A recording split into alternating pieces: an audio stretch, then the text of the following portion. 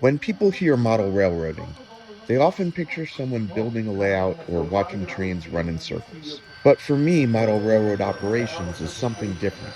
It's about the people. For this video, I'm drawing from two operations sessions less than an hour from New York City. I traveled by car to Dave's New York Harbor Railroad in New Jersey, and by Long Island Railroad to Nicolo's NPSF on Long Island. One recreates Manhattan's West Side freight operations in 1955. The other represents a present-day regional railroad running through the New Mexico desert in Albuquerque.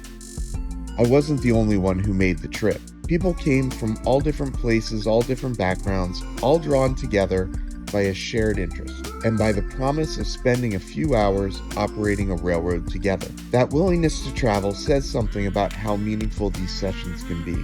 Every time I attend an operations session, I learn something. I learn about railroads, industries, geography, and history. I learn new ways to design and operate my layout. And sometimes I learn simply by watching how another person approaches a problem. But the most important part isn't necessarily what I learn about trains.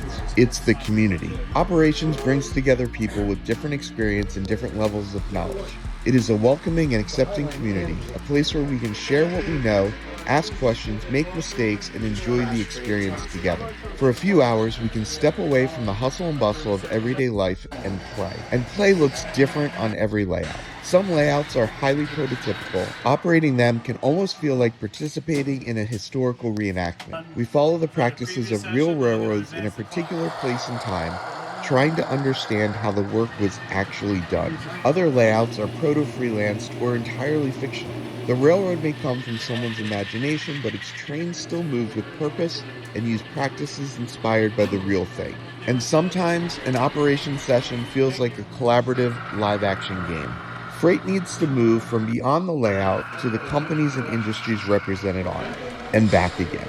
Passenger trains have schedules to keep. Crews need to communicate. Dispatchers, yard operators, and train crews all have different responsibilities. No single person can make the entire railroad work. We have to work together. That collaboration is what makes operations so rewarding. We aren't just watching miniature trains. For a while, we are creating a living railroad and creating a story together.